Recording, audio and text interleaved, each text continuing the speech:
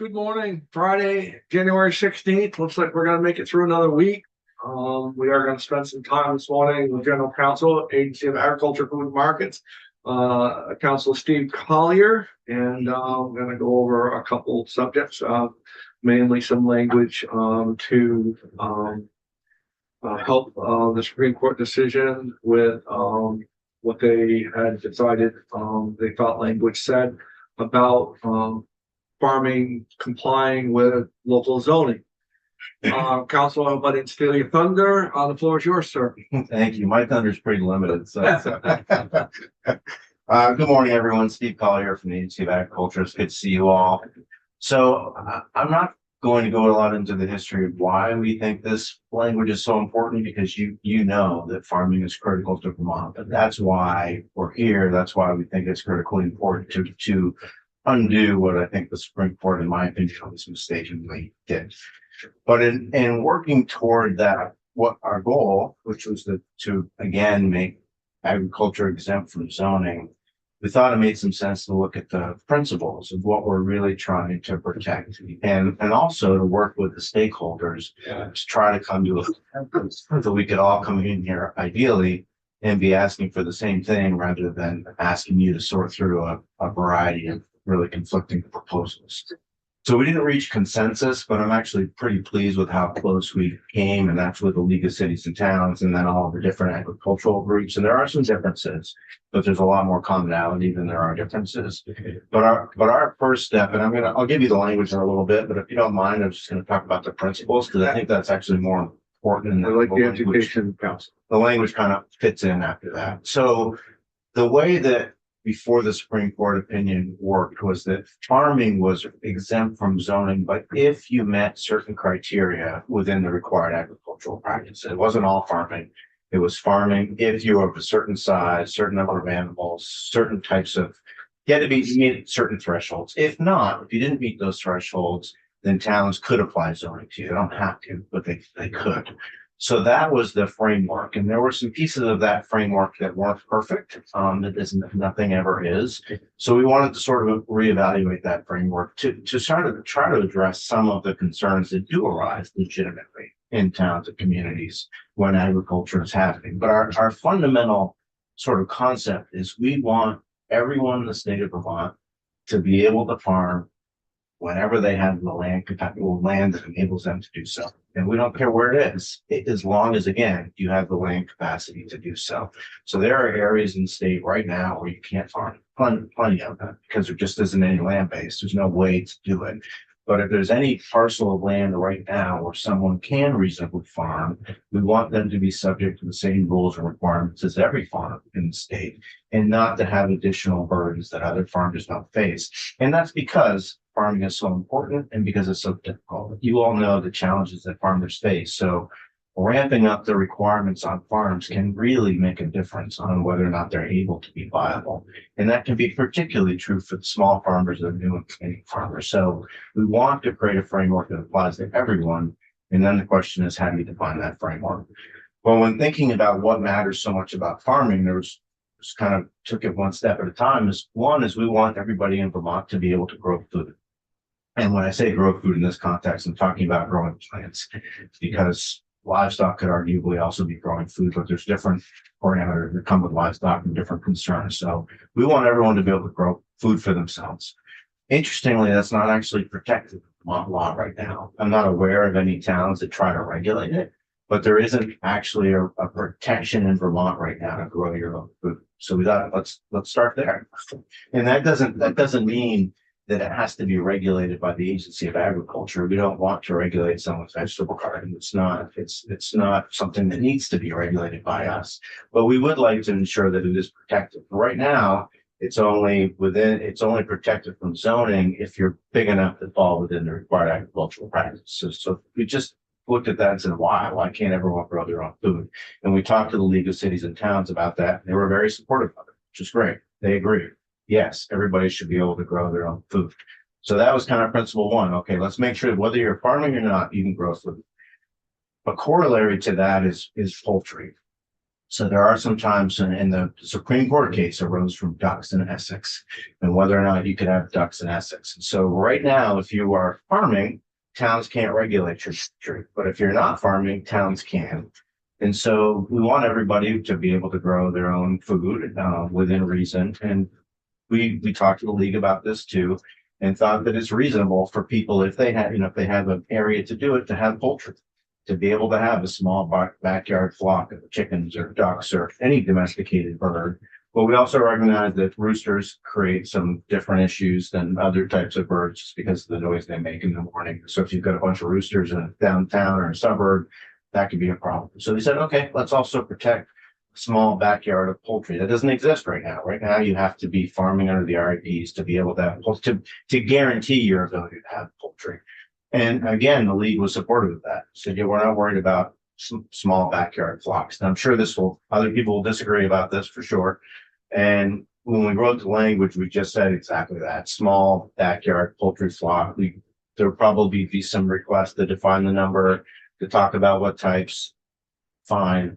But we just wanted to start broad and say, okay, you can do that whether you're farming or not. And again, the league was on board. So that was great from our perspective. You can grow food, you can have chickens. So if you want to have some meat and eggs in your own property, you can do that.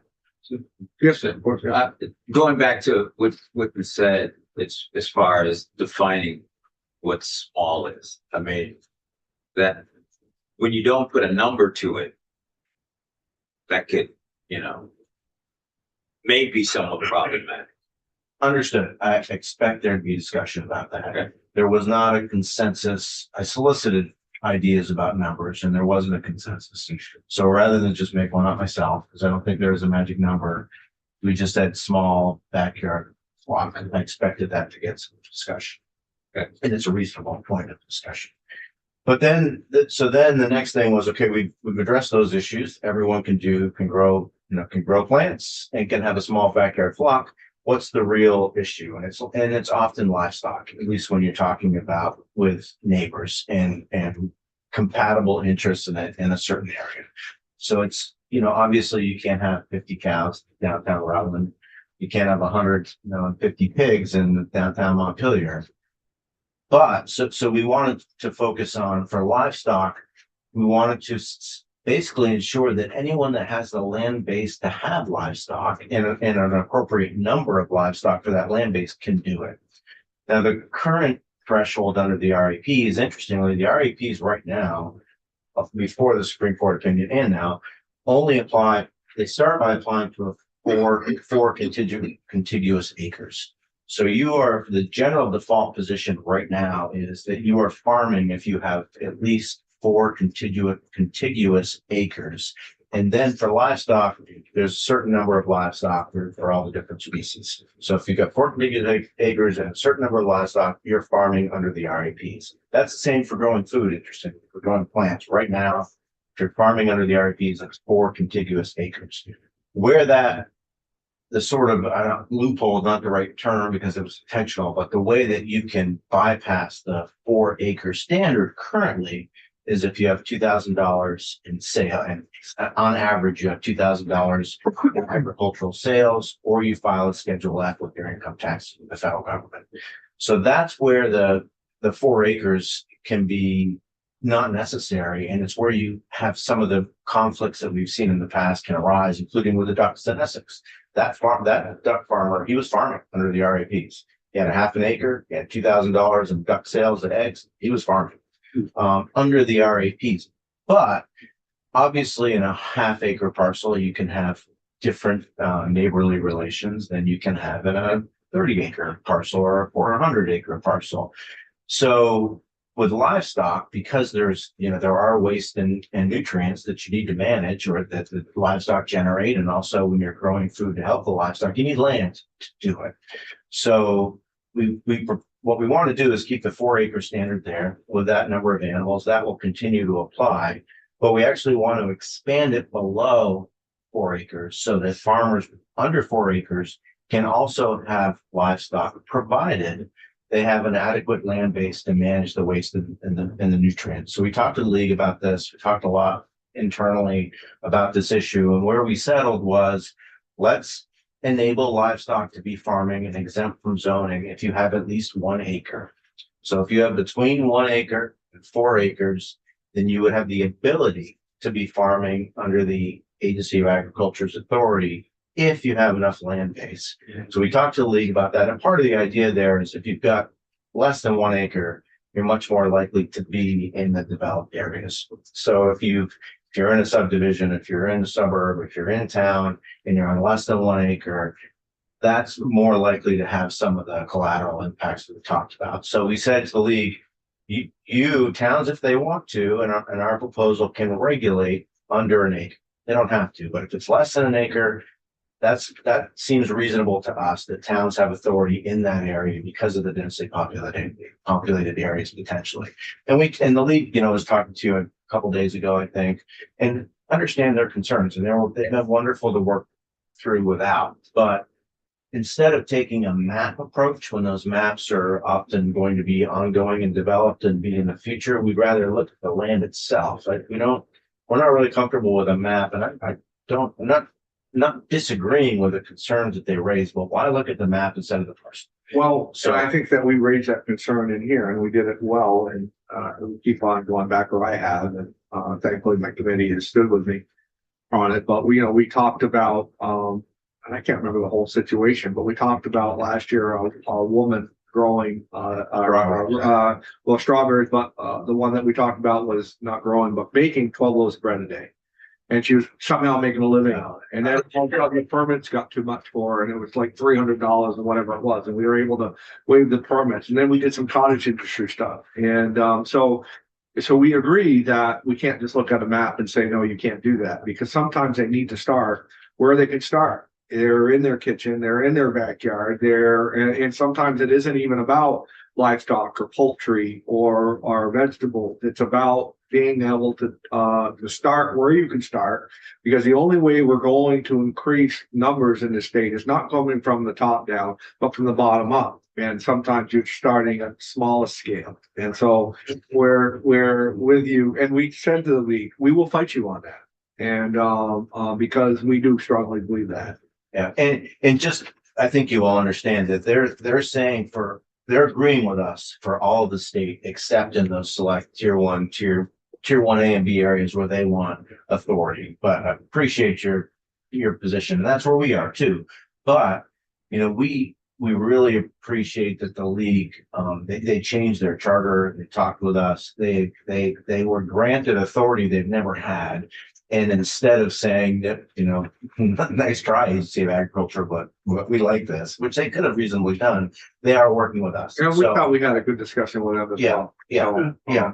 But we still believe that any piece of land that can be reasonably farmed in Vermont, we want to keep that open for farming.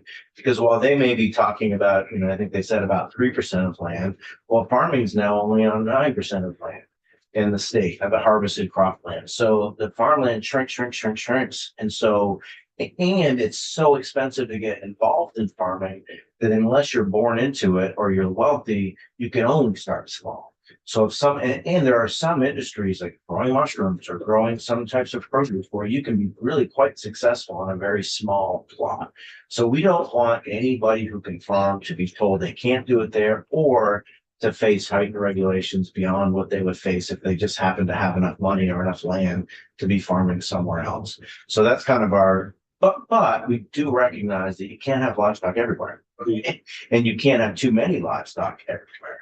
So that's why in that 1 to 4 acre area, it just felt reasonable to say, if you've got the land base for the number of animals you want to manage, sure, you can do it. If you want 4 goats on 2 acres and you've got the land base to manage your manure, and you can, feed them while you're complying with the RAPs, which means you're not discharging onto your neighbor's property, you're not discharging to water, fine.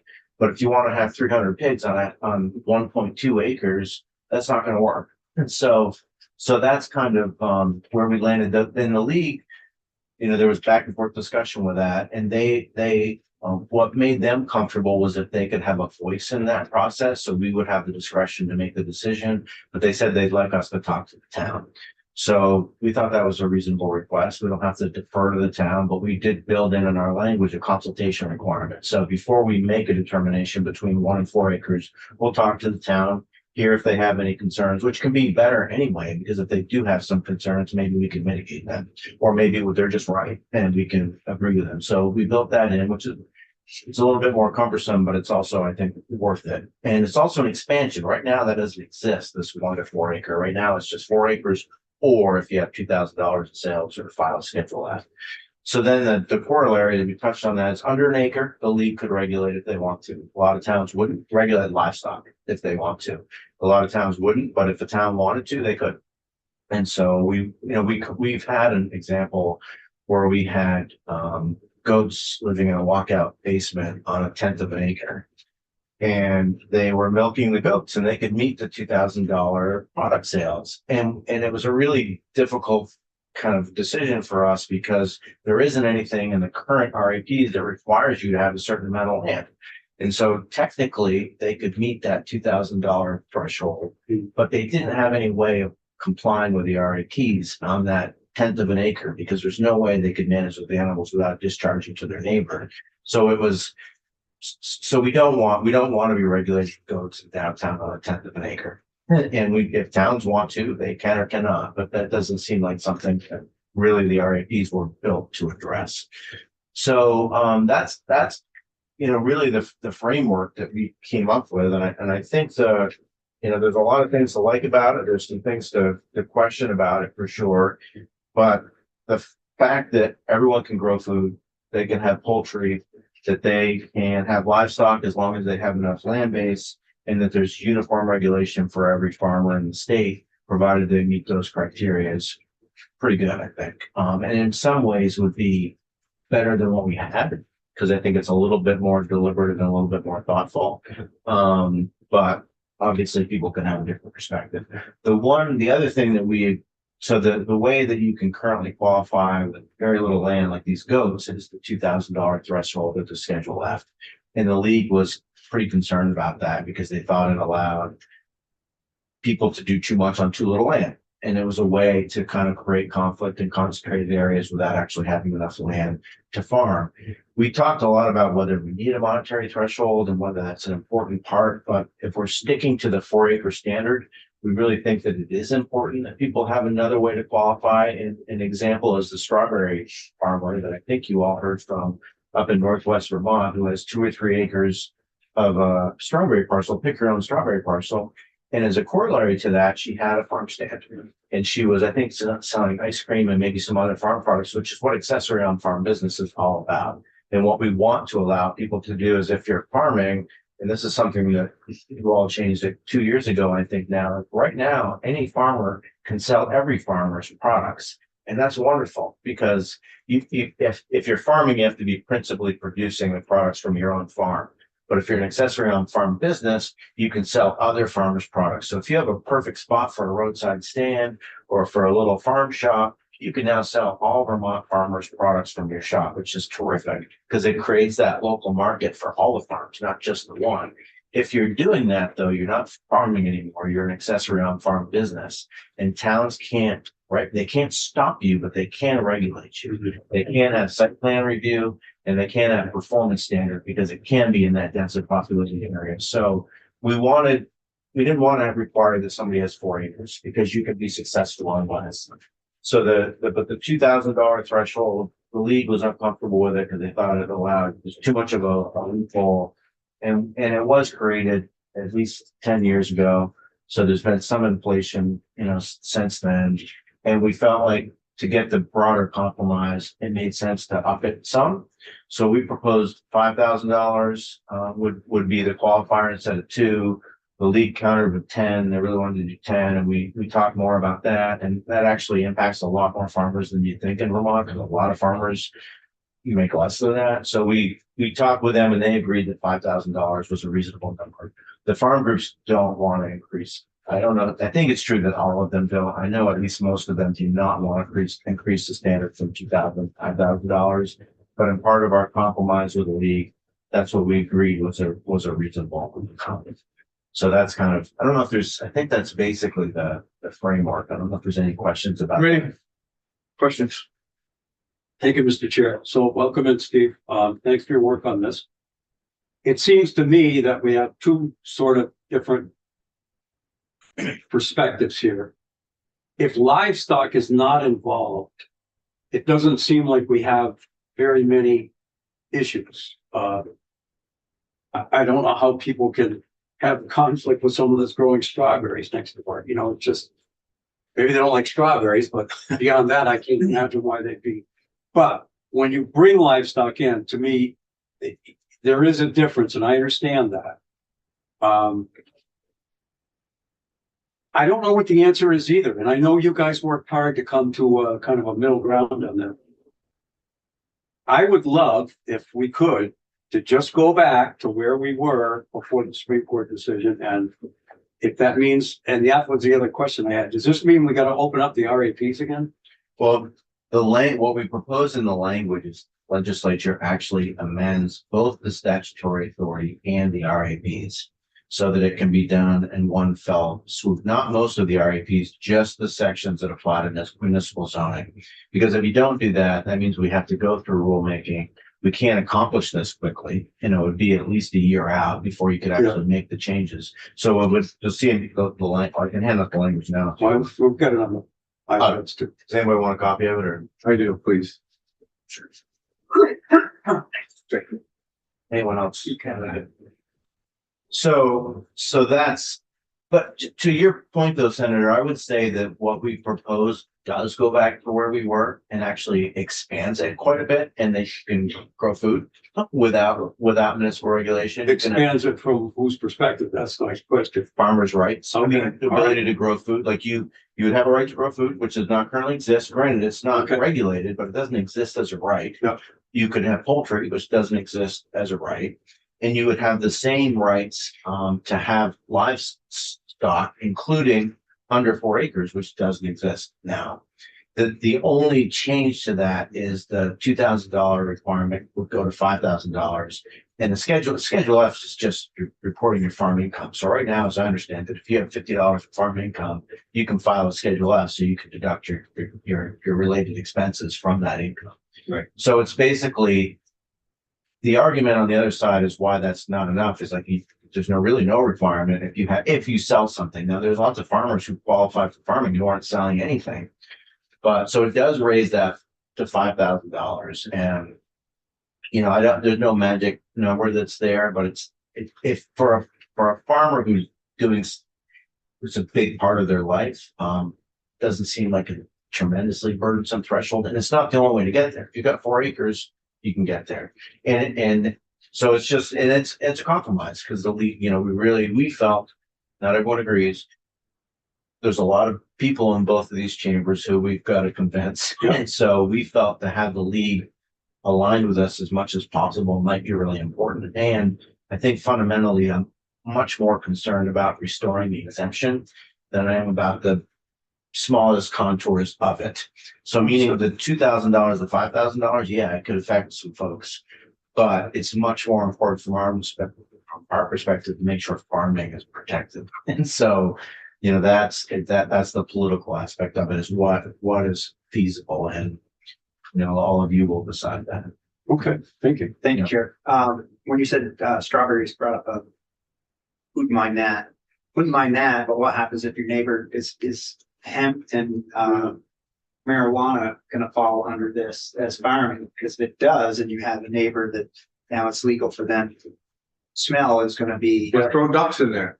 You know, I mean, it's really where we got to it. So I agree. I mean, that you know, there you can on a half acre. That is, I don't know how you can protect neighbors, because it is your right now, which it should be, but it's like almost like secondhand smoke. You know, if I don't know if there's wording that be put in, if it creates an abnormal order. You cannot say that word. Sorry, today. I don't know if there's language that can be put in that they do have, neighbors have, like, our neighborhood was great, and this person come in and started growing this stuff. And now that's all we can smell during the summer. And as much as I want to protect the farmer, I want to protect the people that we weren't planning on this.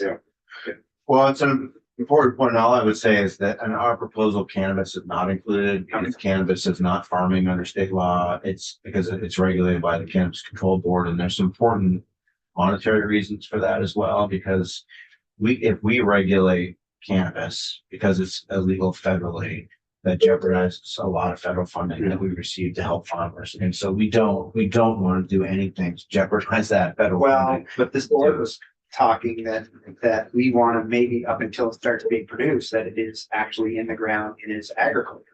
Before it actually becomes a used product, why it's in the ground growing, we want to be involved, mainly to protect farmers, to be able to do the Schedule F as far as to deduct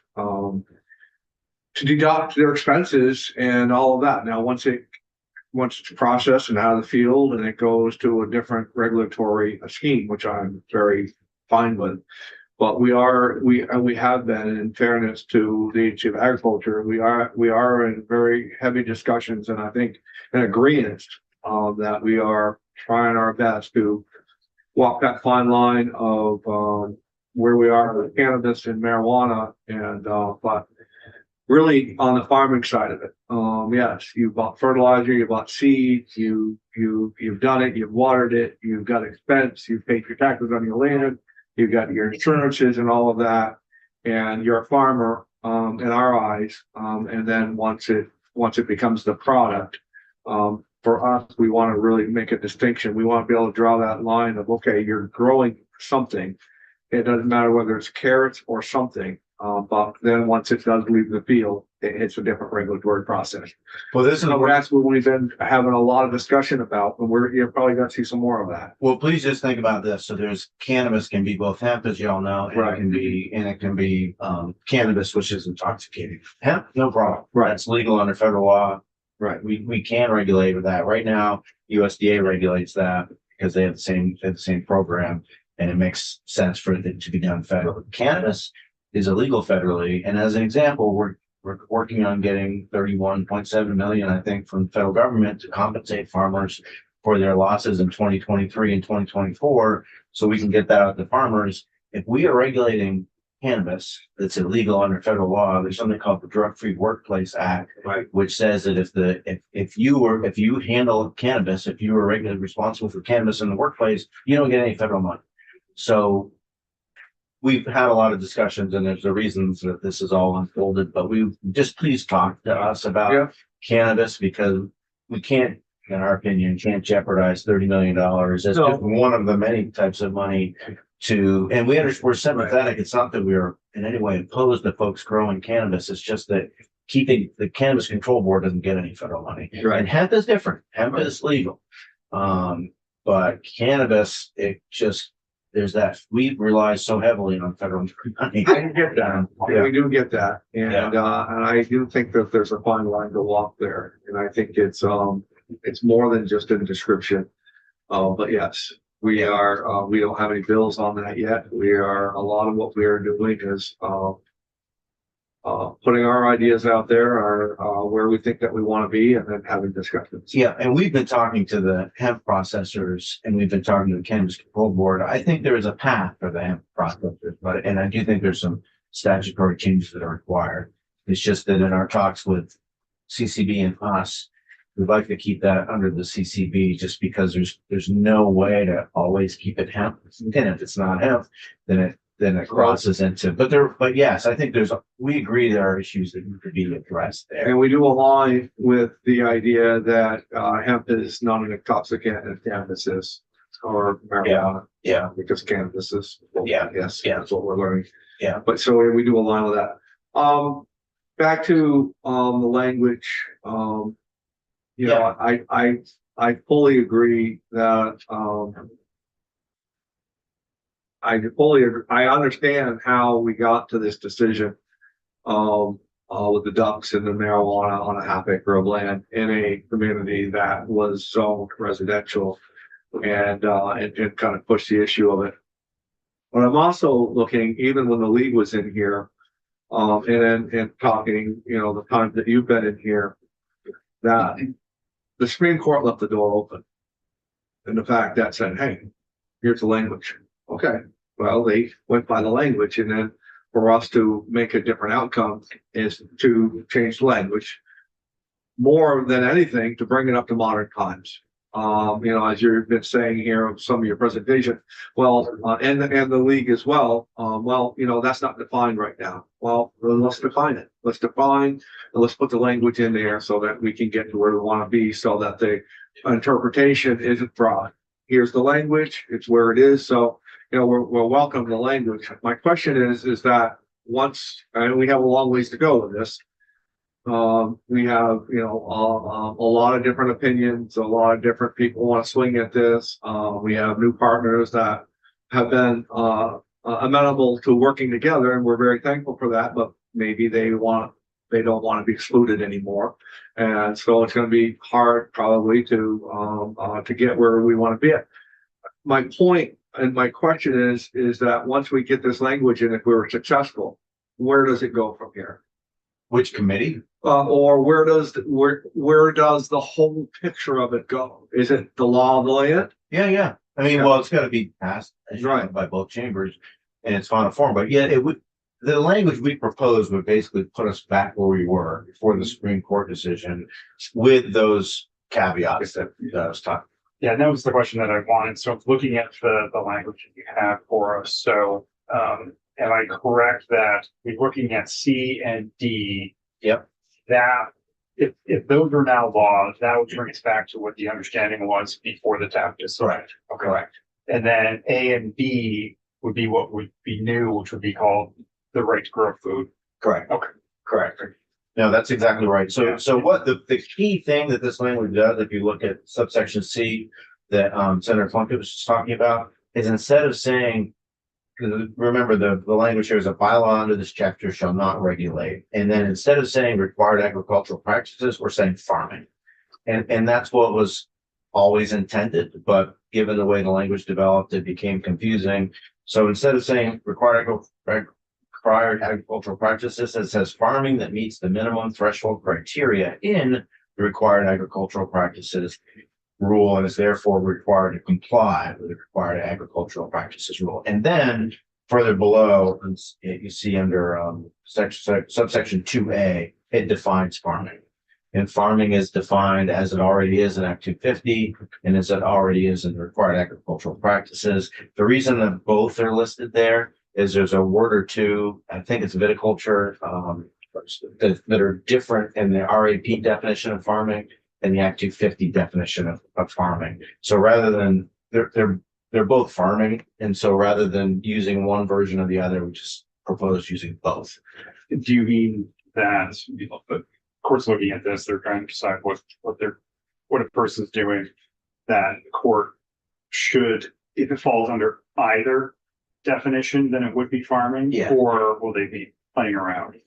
The idea is that if it's defined as farming in either of the RAPs or under Act 250, it's farming, and you can't zone that activity. And then if you look at, I'm sorry, I didn't want to put it on Ledge Council's numbers letterhead because then it gets confusing sometimes about who proposed it.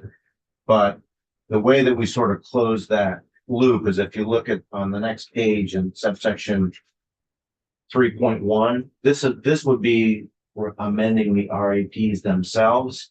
And just to tighten up the language and to make clear that, not make it clear to any court that's looking at this, you see the new underline is, it specifically says that if you meet these thresholds, you are not subject to municipal zoning bylaws. So it's just trying to kind of close that loop. And when I was talking to Mr. O'Grady yesterday, he thinks, and I agree with him, that it would be wise to include an intent section to the language, so the legislature is very clear in that intent section of exactly what it intended. So that, that would help a little bit as well. But the idea here is just to tighten that, making sure it's a loop. If you're farming and you have to comply with the RAPs, you're not subject to zoning. And then I don't know if you want to go through the language specifically. It's all kind of doing what those themes we talked about, but I'm happy to walk you through it. I wish we would, and Okay. I know it's, more. No, I don't mind. I think it's important. I just didn't want to take the time. So So we So- like it. So as Senator Plunkett just pointed, under D1, top of the first page, that first paragraph A is protecting your ability to grow plants irrespective of whether you are farming under the RAPs. That would be new. Plants, in our opinion, would not include cannabis, but that probably should be stated more explicitly here, even though it's stated in other sections of the law. Subsection B would be adding the poultry exemption, which again is intentionally vague, small backyard poultry flock, excluding roosters, but I'm sure that will get more discussion. Subsection C is farming, and being clear that the type of farming that is regulated by the Agency of Agriculture through the required agricultural practices is not subject to municipal zoning. The reason that's broken into two paragraphs is just because it was kind of a run-on sentence. The other part of that sentence includes farm structures, which the Supreme Court didn't touch. It couldn't because that was in statute. We continue to regulate farm structures. Supreme Court's decision didn't change that. We're just keeping that as is, but breaking it into a separate line because it seems a little bit cleaner. So, We talked about farm structures just a minute. of course, So we had the issue last year with farm structures and on accessories and all of that stuff. Does that help clear any of this stuff? Does that give us any more strength of any of that? not in this language. No, it's a very interesting issue. Farm structures are not regulated by towns. Towns have to have notice of it. Farmers have to comply with the setbacks that the town has unless they request a variance from us. And if they request a variance from us, we have to notify the town publicly post it. People can tell us what they think, but we have the authority to grant a variance if it meets standards that are in the required agricultural practices. Where it gets in accessory on farm businesses, under their law, towns can regulate accessory on farm businesses, but not stop them. And under the law, it says if you have an accessory on farm business, you can do it in a new or existing building. So there is some built-in protection. Where it gets tricky is when they're multi-use buildings. Yeah. So that I think what happened last year was there was a farm that Storing hay and used as a stage for entertainment when they brought the public in and played bands and all that. exactly. So that's where it gets tricky. I think that makes a lot of sense to think about how to make that better for farmers because there's very few buildings that are used only for one purpose ever. So this doesn't address that issue. But it isn't our issue. It's not your issue to address because you don't have a concern about it. It is A&R's issue at that point in time. Is that correct? Well, what happens is if you're not, so farming is exempt from Act 250 and municipal zoning, or it has been. But if you're doing something that extends beyond farming, if you're having a music concert, that's not farming. And so you can do that as part of your accessory on farm business. But that's what happens is if you build a stage for a concert to have concert, that's no longer farming. So Act 250 can take jurisdiction and they can regulate Yes, that. that's why we don't have barn dances anymore, right?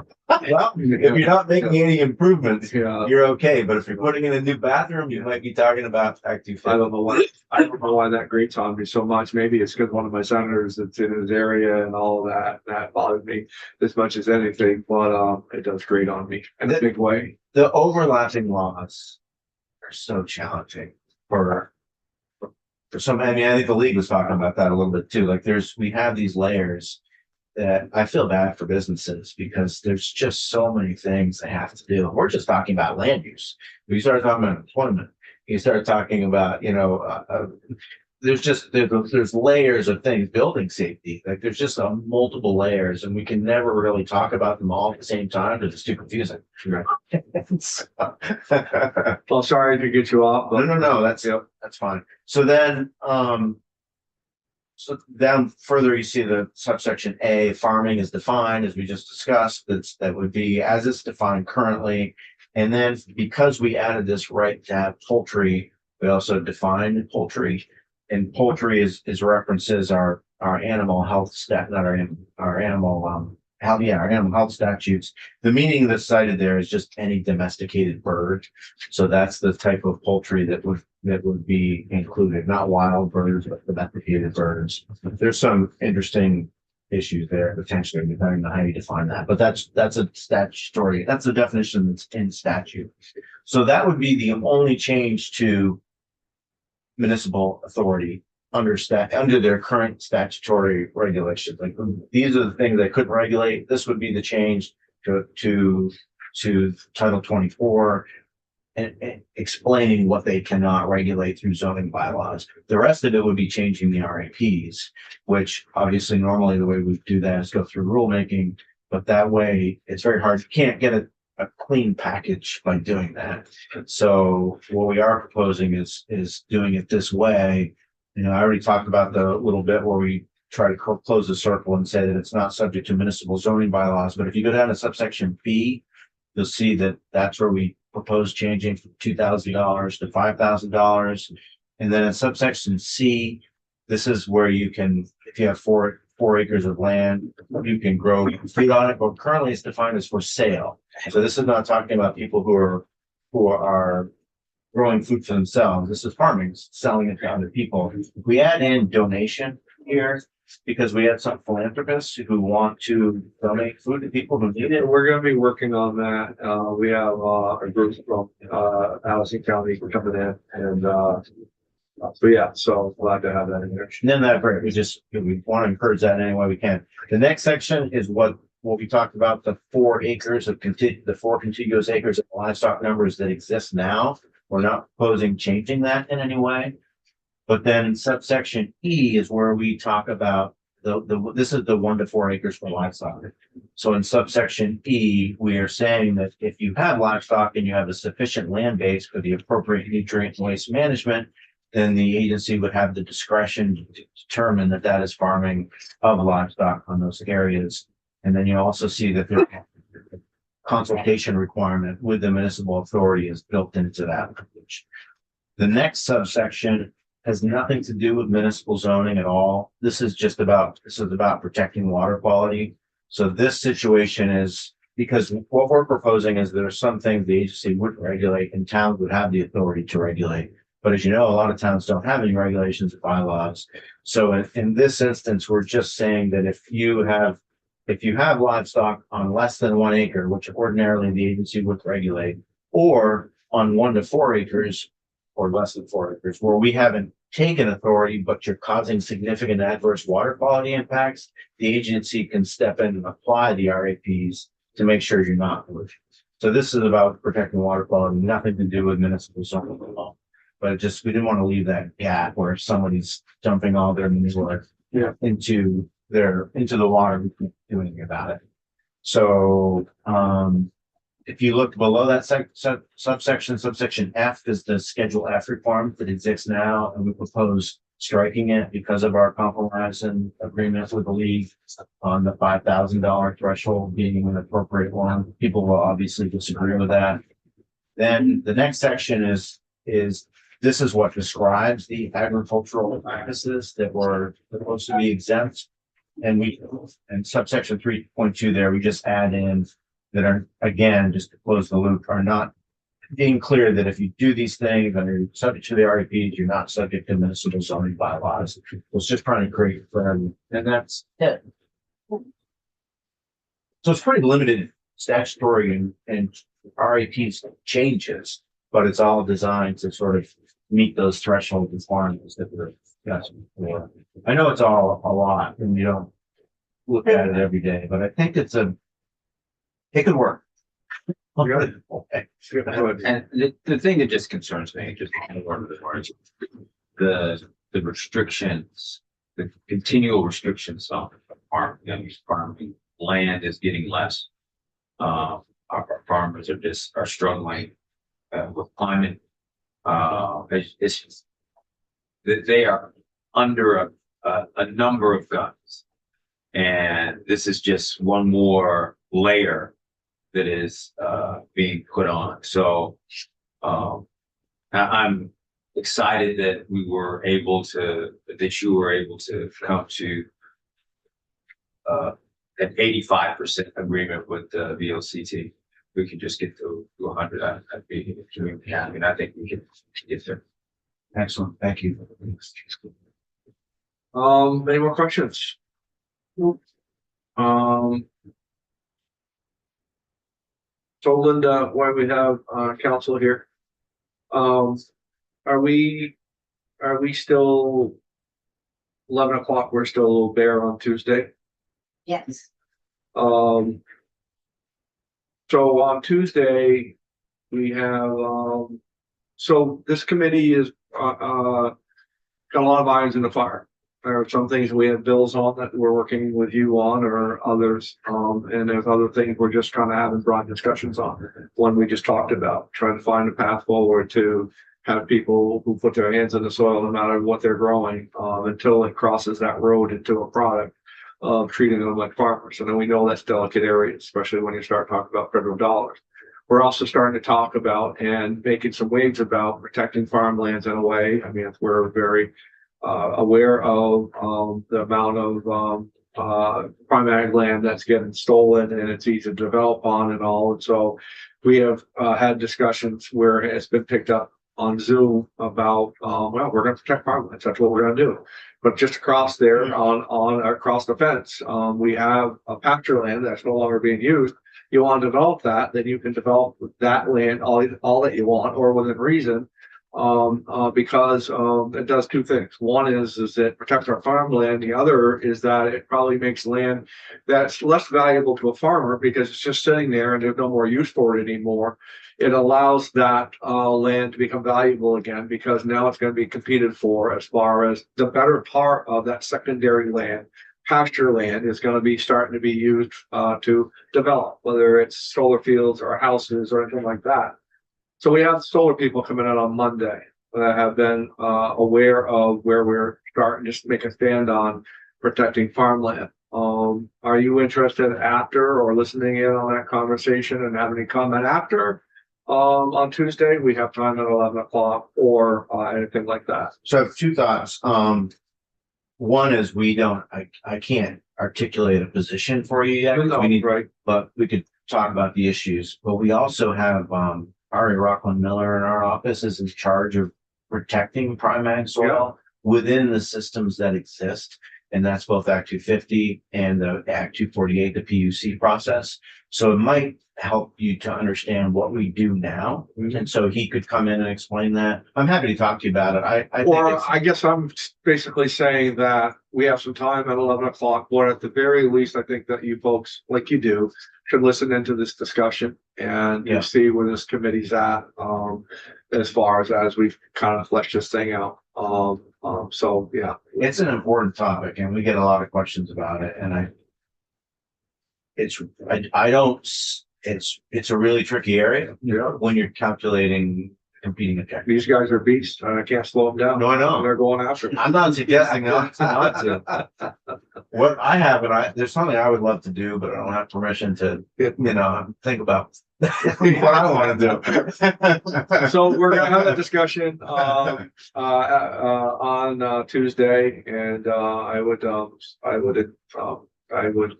just put it out there that there might be some stuff in there that you, folks want to hear and give us counsel on and make us aware of the hurdles that we're facing and. I appreciate it. So, yeah. We'll definitely listen to it either then or when we can. And I might, either me or Ari Rockland Miller, I'll try to have them over. I just haven't looked at my schedule. Okay. But yeah, thank you. Appreciate it. And it is an important topic. Yeah. I apologize. I gotta take just a 5-minute break and, Thank you all so much. Thanks, Steve. No, appreciate it. Sorry, we're running over a little bit, but we'll